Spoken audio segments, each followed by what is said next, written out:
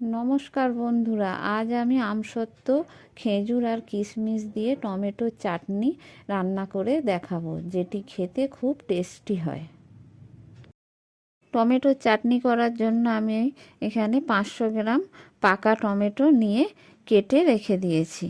আর নিয়েছি 100 গ্রাম খেজুর কুচি কুচি করে কেটে নিয়েছি।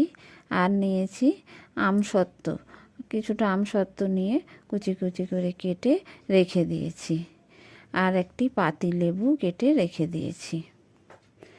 এবার আমি কড়াইয়ে তেল গরম করতে দিয়ে দিলাম, সরিষার তেল দিয়ে দিয়েছি। আর দিয়ে দেব সামান্য একটু ঘি।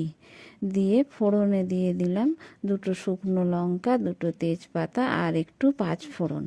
ফোড়নটা খুব ভালো করে ভেজে নিতে হবে। ফোড়নটা ভাজা হয়ে গেলে এবার আমি কেটে রাখা টমেটোগুলো দিয়ে দিলাম। দিয়ে লবণ দিয়ে দিলাম। দিয়ে খুব ভালো করে খুন্তি করে নেড়ে চেড়ে নিতে হবে।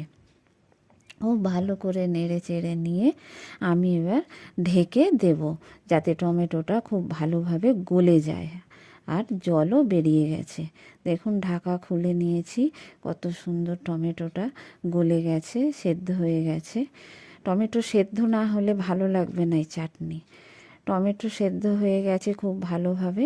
এবার আমি খেজুর আর আমসত্ত্বটা দিয়ে দিলাম। খুব ভালো করে নেড়ে চেড়ে নিয়ে আমি 200 গ্রাম চিনি দিয়ে দিলাম। দিয়ে চিনিটা এবার আমি ভালো করে নেড়ে চেড়ে দিলাম আবারও, যাতে চিনিটা গলে যায়। এবারে আমি দিয়ে দিলাম বেশ কয়েকটা কিশমিশ দিয়ে এবার একটু আদা বাটা দিয়ে দিলাম। দিয়ে খুব ভালো করে আবারও নেড়ে চেড়ে নেব। এই আদা বাটাটা দিলে খুব সুন্দর একটা সেন্ট ছাড়ে, খেতেও খুব ভালো লাগে। এবার আমি নামিয়ে নিয়েছি। নামিয়ে নিয়ে আমি ওই পাতিলেবুর রস দিয়ে দিলাম। দিয়ে আবারও আমি চামচে করে খুব ভালো করে রসটা মিশিয়ে দেব। পাতিলেবুর রসটা খুব ভালো করে দিয়ে দিচ্ছি। দিয়ে আমি এবার চামচে করে খুব ভালো করে মিশিয়ে দেব। দিয়ে রেখে দেব।